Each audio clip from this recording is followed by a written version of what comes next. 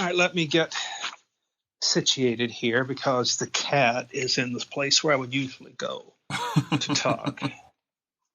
And you know how that is. The cat wins. Oh, yeah, all the time. The cat is They have, like, claws and stuff. You know, they can retaliate. That's right.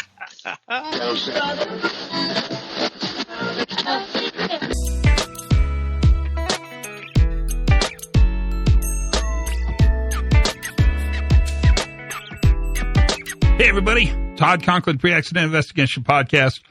Thanks for being here. Thanks for listening in. This one I'm super excited about. Well, some I'm more excited than others. I'll be honest with you. This one, though, it meets my excitement test squarely between the eyes, which is kind of a violent image. I didn't mean it to be violent. It's a loving tap between the eyes because we get to talk to my buddy, and I think one of the premier resources in complexity and organizations, Jim Barker from Dalhousie University. And Jim is really about to craft, in fact, it's happening as we speak, I'll bet you, a brand new book on leadership in complex organizations. And so he's the guy I go to when I think about complexity from the non-engineering side of the house. So he thinks about organizational resilience, whereas like David Woods thinks about engineering resilience, or Sidney Decker thinks about sort of safety resilience. Barker's kind of the dude that thinks about complexity in organizations. And he's just, if you've not read his stuff or looked him up, he's someone to look up. And if you're in Canada, you ought to go hang out with him. But I called him because we're at a point now where organizational complexity is a big deal. And you know this because you're living there. So, I mean, it's not a problem. We've got workers working. We've got workers at home. We've got people redefining roles. We've got a lean away from efficiency towards thoroughness. There's a lot going on here at every single level. You know that. You're there. And so I asked Jim, what should we be thinking about from an organizational complexity side of the house? And he had lots to say, lots to share with us. He's going to talk really about leadership in complex organizations, but he's going to color it because, I mean, why wouldn't you? With COVID-19 and this idea of sort of this extreme event. Now, I'm kind of like, so I wouldn't call this a black swan event because many, many, many, many people predicted this. This is really kind of an extreme event it really got beyond our capacity. But the only reason it got beyond our capacity is really because it got beyond our capacity. It's not that this wasn't predictable. It was quite predictable. It's just the idea of scheduling it. Well, we talk about this stuff all the time, but it's interesting to hear Jim talk about really how organizational leadership plays this very interesting role in an organization and the nature of complexity. Sort of the idea that we're all sort of in a place where we're interdependent, interrelated, and interconnected, which really is the definition of complexity. Those couplings are really important. That's what this podcast will do. My guess is you're going to love it. Well, I'm not guessing. I know you're going to love this. My guess is that you might want to pass this up to your leadership chain, because this is something strategically that this is a discussion they should be having. Probably should have had it before everything happened, but there's no time like the present. It's like, when's the best time to plant a tree? 20 years ago. Thank you. I'm around all day, so you can hang out with me. This is the Barker Podcast for COVID-19. But it's also the Barker Podcast on leadership in complex organizations. And I think it's a relatively good snapshot, a little vignette, if you will, of what the new book's going to be like. I can't imagine that didn't sneak its way. He didn't say it did. But between you and I'm pretty certain that's going to sneak its way in the conversation. So let's sit back and listen, because I think you'll find this to be well worth your time. So here's young Jim Barker, Dalhousie University, talking about specifically leadership in complex organizations at time of crisis. Open for kind words. Those are great. But I mean, Todd, what I want to talk to today is, we take two concepts like leadership and complexity, and we overlay those onto the COVID-19 situation, which is a very useful example of it. But it's also a very easy to map this onto general safety, particularly in what we need when we're in conditions of uncertainty, like after an accident, or other kinds of conditions for uncertainty. That's where what I want to talk about today really maps well. It's in sharp relief because of COVID-19 and all of our experience with COVID-19 right now.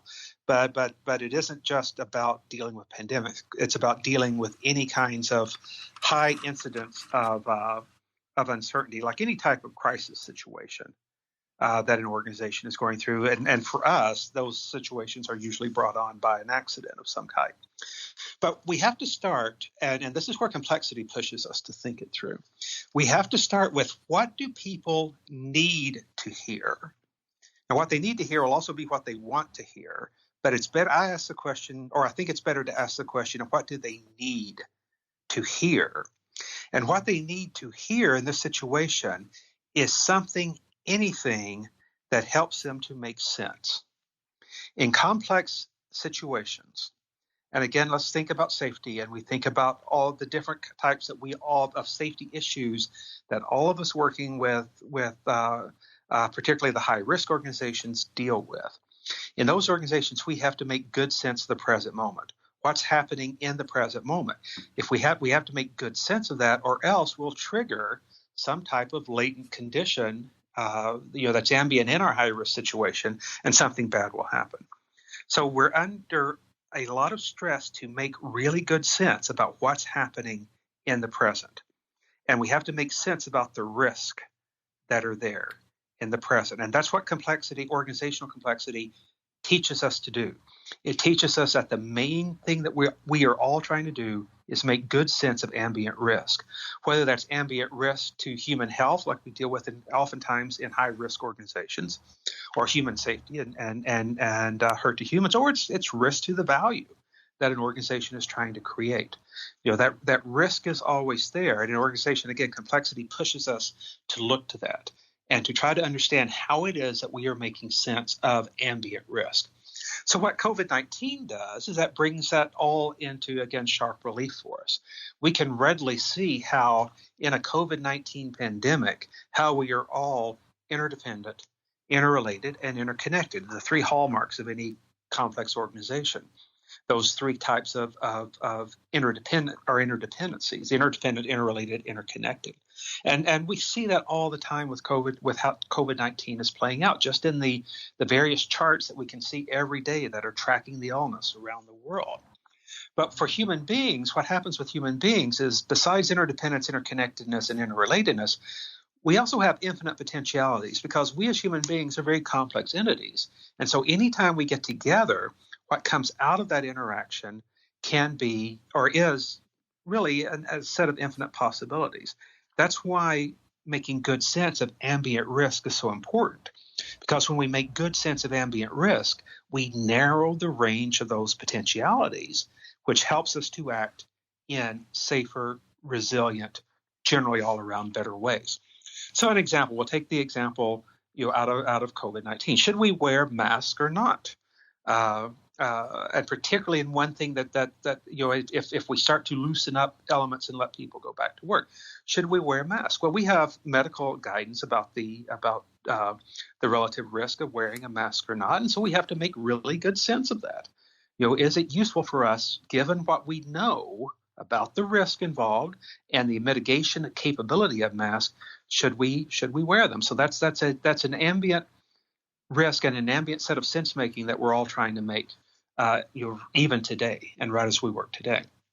But if we go back to the point, Todd, about what it is that, if people need to make good sense in a crisis situation, and what do they need to hear to do that? What is it that they need, particularly now if we bring leadership in, and as they look to senior leaders, and a lot we see this with key political leaders, or the key health officials that we see on the media an awful lot. What is it that we need to hear? And we need to hear a message that tells us three things. First off, what we need, particularly from organizations, is a sense of stability. Now, that doesn't mean that things are the same or they're unchanging. What it means is that stability is a way of moving forward through the uncertainty of this present moment. That's what the stability is about. It's not stability that everything's going to be the same. The stability that we need is, yes, we can move forward through this uncertainty in a useful way. So you take that point, and again, you listen to what we hear from senior leaders around COVID-19 and that message in trying to help us make sense that we are moving forward in a useful way. If we think now back to whenever an accident has occurred or some type of organizational crisis, again, we hear that sense of stability coming out in the messaging, or if the executive is sharp, we'll hear that sense of stability coming out in the message. So it's a little bit of a different take on stability than what we're used to. But remember, it's about the ability to move forward through the uncertainty, that we can still get things done, that we can move forward in a positive direction despite the uncertainty of the moment. Oftentimes, organizations will fall back onto their sense of purpose at this time, or we hear things about how people are going to be there for us. The organization is going to be there. We're going to be there to take care of ourselves, to take care of everyone. It's drawing on that sense of purpose also helps us give stability. But to get stability, we need confidence. And confidence on the part of the people that are trying to make sense of the situation. And it's confident. We like to use the word trust. I don't much like the word trust. We tend to overuse the word trust. I like the word confidence a lot better, because what we are trying to do is get confidence in the sense that we're making. So if we hear a message about stability and that ability to move forward through the uncertainty in a useful direction, we need to have confidence that that is the right way to go, that it will work. And we don't expect a guarantee. We understand that as human beings. We just need to know that it enables us to move forward in a useful direction. So we need to have that level of confidence. One way that we see this projected right now is with Jacinda Ardern, the Prime Minister of New Zealand, who there have been a number of articles that have just come out recently that talk about her leadership quality. In fact, Atlantic magazine just named her the world's best leader, essentially. Yeah. For these times. She's quite remarkable. Oh, yes, she is. And the way that she does that, she mixes the message about what the way forward is with empathy. So it's not just random empathy at all or anything like that. It's not done in a way that is just to build trust. It's done to build confidence in that message about the way forward. So she projects empathy, and in a way it's very natural for her, but she does that in a way that instills confidence in her message. And so the people of New Zealand then act accordingly. They will make sense of the message about how they are going to work with their level 4, for example, and develop ways of working with them. But it's that ability to build confidence. And so that leveraging of empathy to build confidence in the message about stability. The last or the third part that's important here, Todd, is consistency. We need consistency in that message. So that is why, even though we see the key leaders, key executives, key public health officials changing the message somewhat day to day as new conditions warrant, but it's always a consistent message. So now let's take an example. Wash your hands. That gives us a consistent message about what we can do, and that's what the consistency has to be.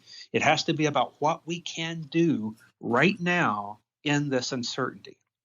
The offshore platforms in oil and gas, big on holding the handrail when you go up and down stairways on the oil platforms. Same thing, different context, same thing. Building consistency, what you can do right now to move forward in a useful direction. Hold on to the handrail. So it's that consistency that consistency of the message about what it is that we can do, the people, the members of the organization, what we can do right now that keeps us moving forward. And here's the way that it works, interestingly, Todd, is that if we lose consistency, that part about action, if we don't get a consistent message, we're unsure about our actions moving forward, we lose confidence. We lose confidence, we lose stability, and we lose stability, we're in trouble with the organization because we're just flailing away in the uncertainty. And so that's what complexity and leadership teach us about the message that we need to hear in times of high risk, high uncertainty, like what we have right now. We need to hear a message that is consistent because that consistent message will give us confidence that we're making sense in the right way, and it will ultimately give us stability. And that stability means just enough stability to believe that we are moving forward in the right direction. So that's what we get when we have when we're facing these kinds of complex situations, Todd. Interesting. I like how they build upon one another. That consistent messages with strong fidelity, build confidence, and then that confidence creates stability. It makes sense. It's a good context to create organizationally. And fidelity is a very important word that you brought up, and thanks for bringing that up. Because notice how the fidelity will also help connect back through. If the message is consistent and has fidelity, it has fidelity back through confidence to what direction we're supposed to move forward to right now, and why that is positive, why that is useful. Again, you lose that fidelity by inconsistency, by lack of confidence, you lose stability. How do we handle changes, adaptive changes that happen? I mean, because changes are going to happen, but I wouldn't think changes necessarily are a direct affront to consistency. You just must have to be honest and quick and talk about them openly. How do you recommend that? Well, the key way to deal with that, Todd, and I mean, it can be a bit of a confusing point because we think, well, you have this part about consistency and confidence and stability, but yet things do change, and they will change, and we do have to adapt because adaptation is another key part that complexity teaches us. But this becomes a part for good judgment and wise choices, which we have to make. We know that we have to adapt. We know that information will changing, and the context around mask is a good one. Right. You know, the knowledge around mask and whether or not we should wear a mask has changed. So we know, but we will get that as people. We will understand that new information will come in, particularly if that message about stability is that we will shift and move as we get more information. Again, think about dealing in after a serious accident. You know, and the messaging that has to happen after a serious accident. You know, so we do get that. We do understand that. What has to happen, it goes back to the action. When we move and adapt, that adaptation has to show us that we were doing this right now, but what we've learned is that we're going to move better forward in a useful direction if we do this. So we weren't sure about masks and whether we should give guidance about wearing a mask before, but with new evidence coming in, now we feel much more strongly that we should be wearing masks. So now we're going to change and do it. So it's back to the fidelity piece, Todd, actually, that you just talked about. When we need to change and move and adapt, we need to connect that back to or give fidelity to the ability to move forward in that useful direction, that sense of stability. What advice would you give leaders to because this is really powerful? What do they need to be thinking about? Under the notion of deliberate action, because capacity is the ability to do something. So what do they need to do? First off, let's draw on how senior leaders and executives are taught to deal with a crisis situation. And this is something that's, it's common. It's in a lot of the public relations training, or a better way to say it's a mantra of the public relations training out there, is that what you have to do if you're the senior person, if you're the one fronting up to the media or to the public, you should say, this is what we know, this is what we don't know, and this is what we're doing about it. And then, that's been advice and framing that's been around for a long period of time. But let's look at what that simple kind of advice does. This is what we know, this is what we don't know, and this is what we're doing about it. Notice how if you hit those three elements, you'll tend to build a sense of consistency, confidence, and stability. Even though it's still uncertain, what you're doing when you say something particularly like, this is what we're doing about what we don't know, you give people a way of going forward. You give them some sense of how to go forward.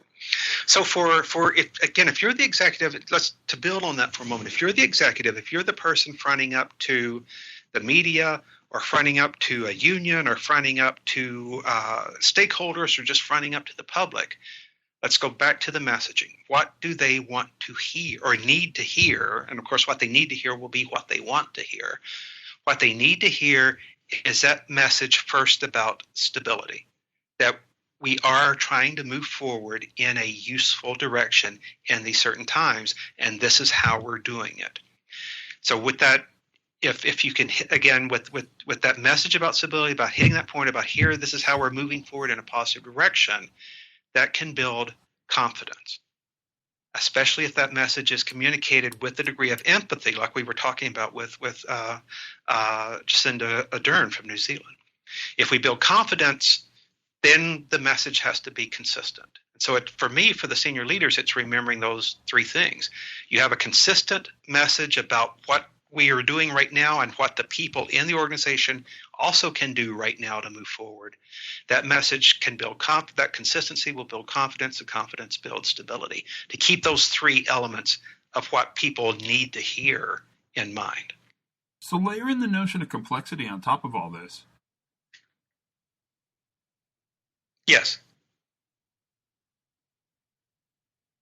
Let me ask that again. I missed part of it. I'm sorry. Oh, it's probably because, we're using incredible computer-aided communication like everyone else is. Layer in the notion of how complexity influences all of this. That's really interesting.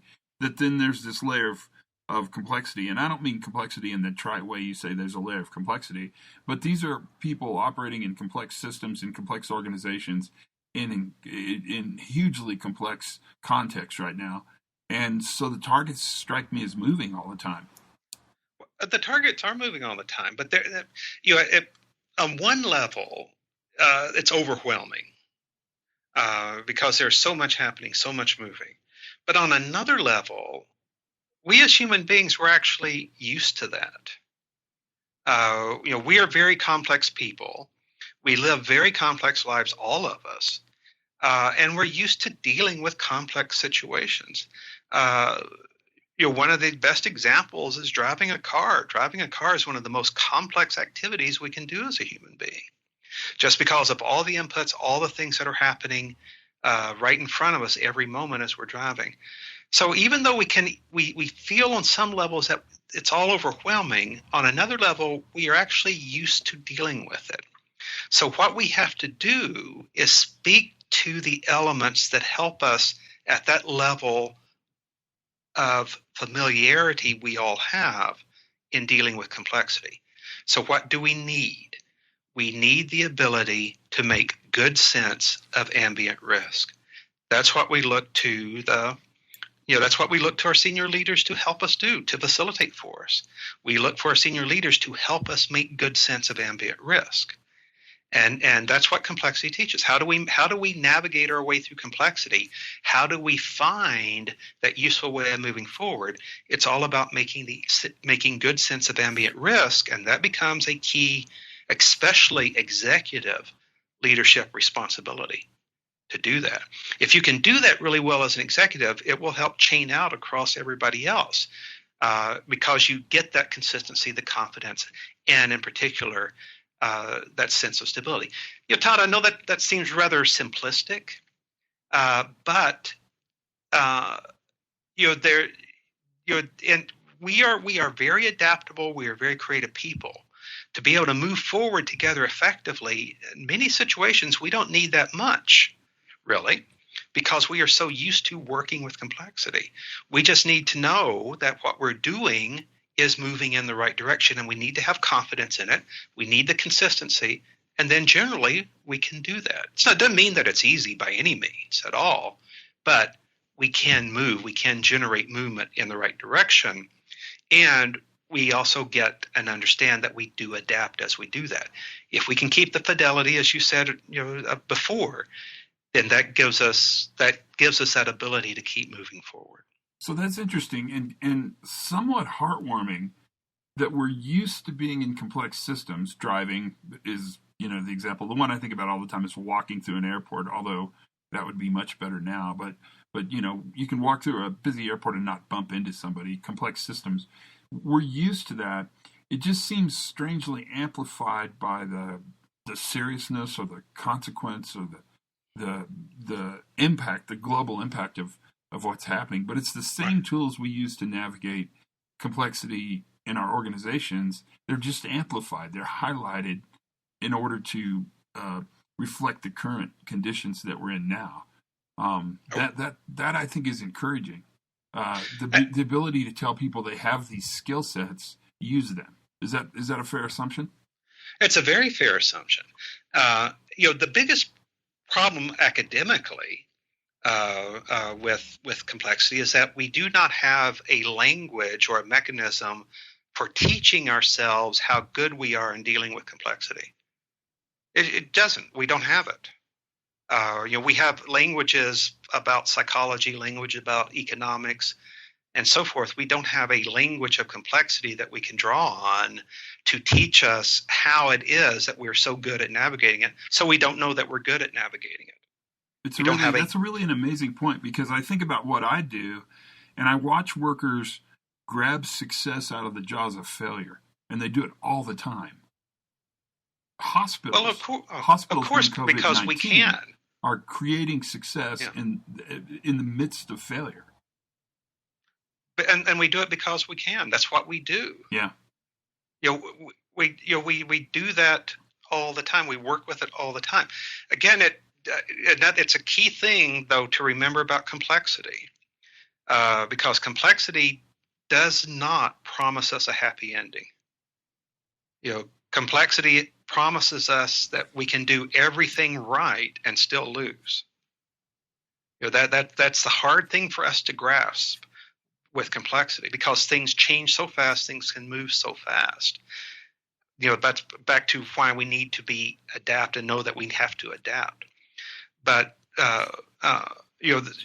we have to come to terms with that element about complexity, that there's no promise of the happy ending. There's no promise that we can get it exactly right. No promise that we can get it perfect. And I know this is something you and I have talked about before, Todd, about the 70% solution. Yeah.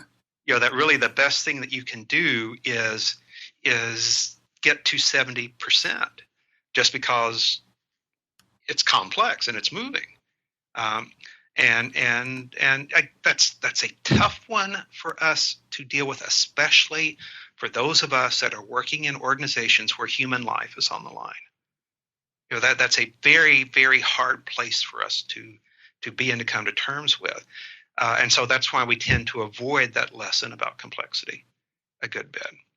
But it is lurking back there. This element that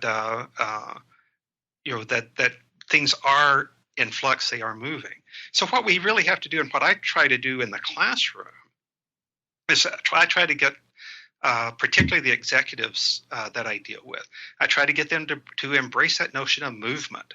That what they're really focusing on is the movement, forward movement, and how to shape and affect that forward movement, rather than some perfect endpoint or some desirable outcome. What really counts is the ability to keep moving forward in a useful direction.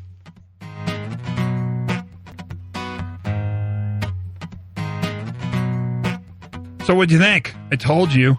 Not that I'm a big told you guy, but I told you super interesting. And the way, just the whole idea of really what I would call a communicative strategy, but it's really based upon the sort of these three, well, the idea of people are sense making, that we know that because we're all doing that. I mean, that's what's going on right now.